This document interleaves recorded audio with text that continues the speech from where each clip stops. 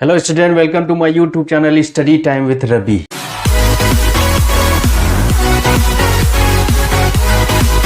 मैं हूँ रविकांत पाल। यदि आप मेरे चैनल पर नए हैं तो मेरे चैनल को सब्सक्राइब करें और मेरी वीडियो को लाइक शेयर और उस पर कमेंट करें और नई वीडियो की नोटिफिकेशन के लिए बेल आइकन जरूर दबाएं।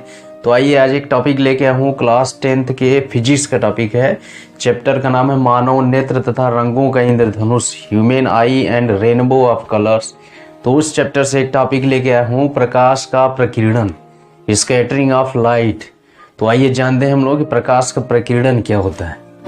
जब प्रकाश किसी ऐसे माध्यम से गुजरता है जिसमें अति सूक्ष्म कण जैसे धूल के कण, धुएं के कण और वायु के अणु विद्यमान हो, तो वो कण जो होते हैं प्रकाश का कुछ भाग चारों दिशाओं में फैला देते हैं, स्प्रेड कर देते हैं। तो इसी क्रिया को प्रकाश का प्रकीर्णन कहते हैं।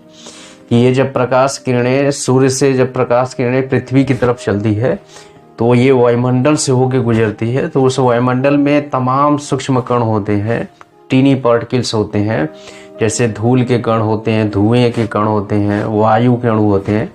इन तमाम कणों से टकराने के बाद वो कण प्रकाश के कुछ भाग को चारों दिशाओं में फैला देते हैं, जिसके कारण वह चारों दिशाओं में प्रकाशमान हो जाता है, प्रकाश फैल जाता है। इसी क्रिया को प्रकाश का प्रकीर्णन कहते हैं, स्कैटरिंग ऑफ लाइट कहते हैं। तो प्रयोगों द्वारा देखा गया है कि जो श्वेत प्रकाश होता है उसमें मुख्यतः दृश्य प्रकाश 7 प्रकाश होते हैं। तो उसमें देखा गया कि लाल रंग का प्रकीर्णन सबसे कम होता है और बैंगनी रंग का प्रकीर्णन सबसे अधिक होता है। तो ये रहा प्रकाश का प्रकीर्णन। अब इसके कुछ घटनाएं, प्रकाश प्रकीर्णन के बहुत सी घटनाएं दिखाई देती हैं जिनके बारे में हम लोग अध्ययन करेंगे। प्रकाश के प्रकीर्णन पर आधारित पहली घटना इसमें है कि आकाश का रंग नीला दिखाई पड़ता है। द स्काई अपीयर्स ब्लूइश, यानी आकाश की तरफ देखते हैं तो नीला क्यों दिखाई देता है, आकाश नीला क्यों दिखाई देता है। इसका कारण भी प्रकाश का प्रकीर्णन ही है कि जब सूर्य से प्रकाश की श्वेत किरणें चलते हैं या श्वेत प्रकाश चलता है, पृथ्वी की तरफ चलता है, तो उसमें बहुत से रंग पाए जाते हैं। तो वह जब श्वेत प्रकाश वायुमंडल से गुजरता है जिसमें तमाम सूक्ष्म कण होते हैं, धूल के कण होते हैं, वायु कण होते हैं, धुएं के कण होते हैं, तो उनसे जब गुजरता है तो वे कण प्रकाश का प्रकीर्णन करते हैं, यानी उस प्रकाश किरणों को चारों दिशाओं में फैला देते हैं। तो उसमें देखा गया है कि जो लाल रंग का प्रकीर्णन होता है सबसे कम होता है और बैंगनी नीले रंग का प्रकीर्णन सबसे अधिक होता है, अर्थात लाल रंग के प्रकीर्णन की तुलना में 16 गुना अधिक होता है। इसीलिए बैंगनी और नीला रंग का प्रकाश चारों दिशाओं में फैल जाता है। उनके अपेक्षा शेष रंग फैल नहीं पाते हैं, उनका प्रकीर्णन कम होता है। बैंगनी और नीले रंग का प्रकीर्णन बहुत अधिक होता है, इसलिए आकाश की तरफ देखने पर आकाश नीला रंग दिखाई देता है। अर्थात प्रकीर्णन के बाद जो बैंगनी और नीला रंग होता है वह आकाश में चारों तरफ फैल जाता है, जो हमारे नेत्रों पर वही प्रकाश किरण पड़ता है, इसलिए आकाश हम लोगों को नीला दिखाई देता है। यदि वायुमंडल नहीं होता तो आकाश की तरफ देखने पर आकाश काला दिखाई देता है, डार्क दिखाई देता है, अंधेरा जैसा उसमें दिखाई देता है। तो यही कारण है कि पृथ्वी तल पर आकाश की तरफ देखेंगे तो आकाश नीला दिखाई देता है, क्योंकि पृथ्वी के चारों तरफ वायुमंडल है और वहाँ प्रकाश का प्रकीर्णन संभव है। किंतु चंद्रमा के तल पर खड़े होकर आकाश की तरफ देखने पर आकाश का रंग काला दिखाई देता है, क्योंकि चंद्रमा के चारों तरफ या चंद्रमा पर वायुमंडल उपस्थित नहीं है।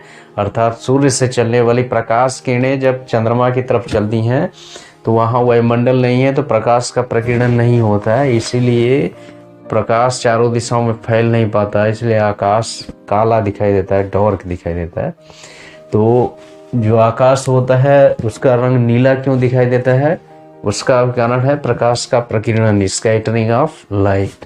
तो ये पहली घटना है। अब इसके बाद दूसरी घटना के बारे में जानेंगे। अब इसमें दूसरी घटना है कि सूर्योदय और सूर्यास्त के समय सूर्य लाल दिखाई पड़ता है। At sunrise and sunset the sun appears reddish, यानी सूर्योदय जब सूर्य का आगमन होता है उसको सनराइज बोला जाता है, जब सूर्यास्त होता है तो उसको सनसेट बोला जाता है। तो दोनों स्थितियों में सूर्य लाल दिखाई देता है, लेकिन दोपहर के समय सूर्य सफेद दिखाई देता है। तो इसका कारण क्या है तो इसका कारण प्रकाश का प्रकीर्णन है। किस तरह से प्रकाश के प्रकीर्णन कारण ऐसी घटना होती है, तो आइए हम लोग चित्र के माध्यम से, फिगर के माध्यम से उसको स्पष्ट करते हैं। अब इसमें देखिए सूर्योदय और सूर्यास्त के समय सूर्य लाल दिखाई देता है, दोपहर को श्वेत दिखाई देता है। इसका कारण ये है, इसको चित्र के द्वारा समझ सकते हैं हम लोग कि मान लीजिए ये पृथ्वी है और पृथ्वी के क्षितिज में हॉरिजॉन्टल है, इसके समानांतर क्षैतिज अवस्था में मान लीजिए इधर सूर्योदय हो रहा है और इसके विपरीत सूर्यास्त होगा, और यहाँ इसके लंबवत ऊपर दोपहर होता है जब सूर्य की स्थिति आती है।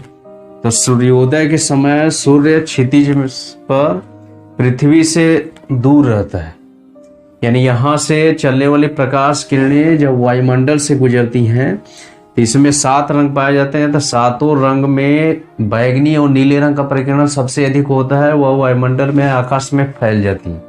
लेकिन लाल रंग का प्रकीर्णन कम होता है, इसलिए लाल रंग का प्रकीर्णन कम होता है तो वह चारों दिशाओं में फैले बिना वह पृथ्वी तक पहुंच जाता है, और शेष रंगों का प्रकीर्णन लाल से अधिक होता है, इसीलिए सभी रंग आकाश में या चारों तरफ फैल जाते हैं। तो केवल पृथ्वी पर उपस्थित या पृथ्वी पर स्थित व्यक्ति के नेत्र पर केवल लाल रंग ही प्रवेश पहुंच पाता है, इसीलिए सूर्य उस समय सूर्योदय के समय लाल दिखाई देता है। और इसी के साथ जब सूर्यास्त होता है तब भी वह क्षितिज अवस्था में रहता है, यानी पृथ्वी से सूर्य के बीच की दूरी बहुत अधिक रहती है। तो सूर्य से चलने वाली जो प्रकाश किरणें होती हैं पृथ्वी तक पहुंचने में उनको अपेक्षाकृत अधिक दूरी तय करनी पड़ती है, अर्थात वायुमंडल में जो प्रकाश किरणें होती हैं उनसे टकराने वाले कणों की संख्या बढ़ जाती है और प्रकाश का प्रकीर्णन होगा तो उसी तरह से लाल रंग का जो प्रकीर्णन होता है सबसे कम होता है, इसलिए लाल रंग यहाँ पृथ्वी तक पहुंच जाता है, और शेष रंगों का प्रकीर्णन अधिक होता है, वो चारों दिशाओं में फैल जाते हैं, इसलिए उनकी तीव्रता का आभास नहीं होता है। सबसे अधिक तीव्रता लाल रंग की होती है, इसीलिए सूर्योदय और सूर्यास्त के समय सूर्य लाल दिखाई देता है। लेकिन दोपहर के समय देखते हैं तो दोपहर के समय सूर्य और पृथ्वी के बीच की दूरी न्यूनतम होती है, वे एक दूसरे के लंबवत होते हैं, तो वहां से चलने वाली जो श्वेत प्रकाश किरणें हैं लंबवत पृथ्वी पर पड़ती है। तो सूर्योदय और सूर्यास्त की अपेक्षा की तो ये दूरी कम होती है, इसलिए इसके मार्ग में जो वायुमंडल के कण होते हैं कम संख्या में टकराते हैं, अर्थात प्रकीर्णन कम होता है। जब प्रकीर्णन कम होता है तो 7 श्वेत रंग में, श्वेत प्रकाश में जो 7 रंग पाए जाते हैं सभी साथ एक साथ ही पृथ्वी पर पहुंचते हैं, प्रकीर्णन इनका कम होता है, इसीलिए उनका सम्मिलित प्रभाव श्वेत ही दिखाई देता है। तो यही कारण है कि दोपहर के समय सूर्य श्वेत दिखाई देता है, चमकता हुआ दिखाई देता है।